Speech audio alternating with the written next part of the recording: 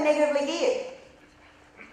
You know, Ian Christine. Ian was a TAFE teacher, earning around about $96,000. He was negatively geared over 30 grand a year. And, you know, he was somebody who, who loved his job. But a few things happened in there, and when he didn't love his job anymore, suddenly that $30,000 was now hurting. Now, when he actually made up his mind, that's it, I'm going to take this on board, I'm going to make it happen, 30 months later, he actually had work. You know, that's a nice turnaround for somebody who's on, you know, single wage, 96 grand, single wage, and 4 kids to support, and a wife. Would you like to hear from Ian? Because I know he's here today too. Don't hear from Ian? Bring him up.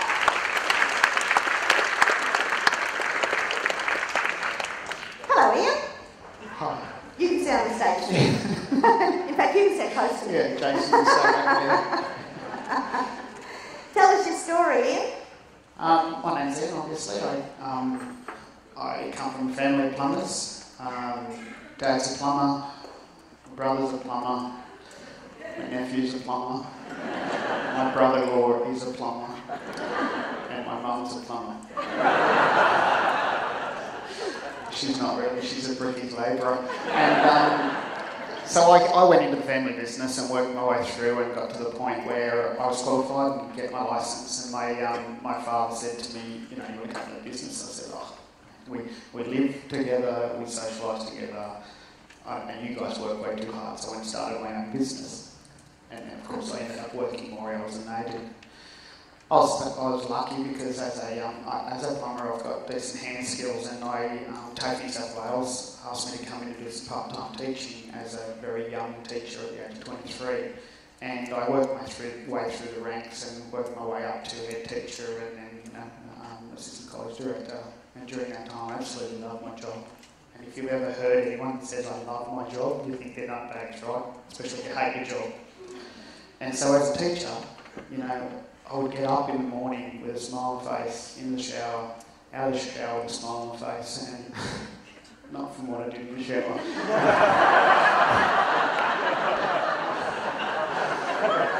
Can I trust you up here? Drive to work, boom gate would open, and look, sometimes it'd be 4 or 5 o'clock in the morning, because I absolutely love my job. And I'd go in and I'd go, I can't believe someone's going to pay me to do this. And I'd go through the day, teams, students, watching people change in front of me, and I'd drive out 8, 9 o'clock at night sometimes, and the boom gate would close, so I said, I can't believe the government paid me for this.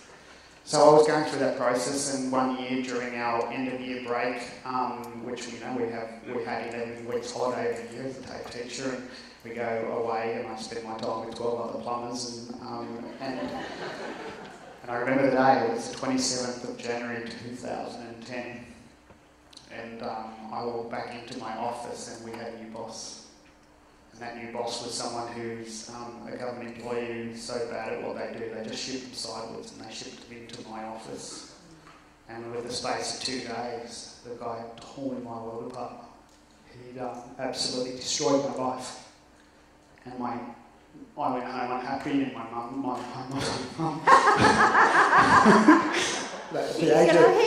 Over the age of 30, I went home to my mum and cried. I went home and my wife saw that I was unhappy, and my kids saw that I wasn't happy, and all of a sudden the negative gearing really hurt. You know, and that negative gearing was, you know, $96,000, take your tax off that. By the end of taking negative gearing off, we had about 30 grand a year to live off. And it's not a lot to feed a family of 6 people. So I quickly decided that we need to get out of work. And the one thing that I hadn't done, and that Dymphna provided for me, was a goal setting process. And, you know, we turn up at the boot camp, there's a peg in the sand book. Where do you want to go, how do you want to get there, and how long will it take? And for me, I'd seen Dymphna do it in 18 months. My main issue was that 2 years before I joined with Dymphna, a mate of mine said, come along and watch this blonde girl who talks about positive gearing. And I said, there's 2 problems here. There's a girl I can't learn from. And 2, positive gearing, Tony, it doesn't exist. It's too good to be true. They're going to take your money. It's crazy, right? So 2 years later, he was out of work because of what Dymphna provided for him. So I turned up, I watched Dymphna, I looked at, I saw, and everything that I saw up there, I'd made every mistake. So I did what every male chauvinistic peak would do, I went to the back of the room and I signed my wife up, right?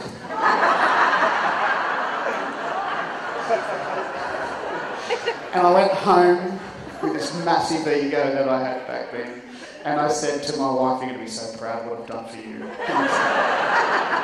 I said, "I bought you a program. Learn it. Come back and tell me what you learned, and then I'll decide what property to buy, right?" So as it turns out, thankfully, I joined as a member, as a partner to my wife. And I turned up at the 3-day boot camp, and at the end of those 3 days, I just thought, there's no way I'm doing this by proxy. This is full on. I thought I was this established property investor, that I knew everything about property, and I knew nothing. What I did in those 3 days and what I've learned before and after that boot camp is amazing. Now, thankfully, we bought one property 1 week after the boot camp. That was our first instant positive cash flow property of $20,000. And if it wasn't for that property, we were done. We were gone.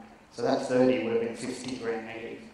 And, you know, I had done all the mistakes, cross-securitized, bought in my own name, you know, all the stuff that Dymphna talked about, I did.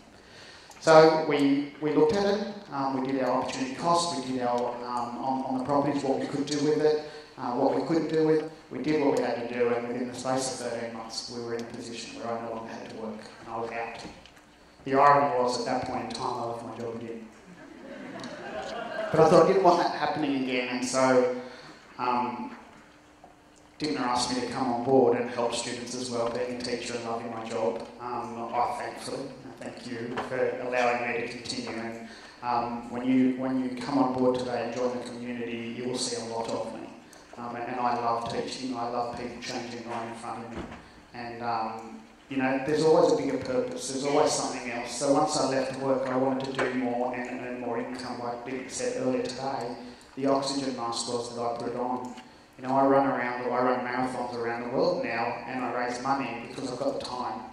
You know, I'll go to aisle 19 in Bunnings, and there's always someone standing in the plumbing aisle looking for things to do, and I'll help them out, right? That's your charity. Yeah.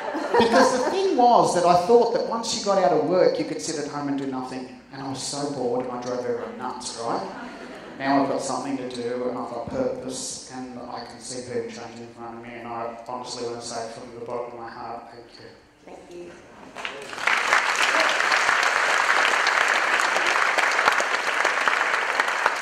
If you were talking to yourself back when you joined with me, what would you say to yourself? Those voices are still saying things to me. I'd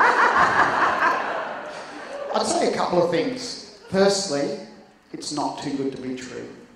Having the position that I have now with being able to work with students, I see it a lot. I see students in the same positions as Jason and myself, getting to the next level, doing things and helping others out. Secondly, I'd say if you can bring your partner along, do that, because it's absolutely the number one thing that will support you.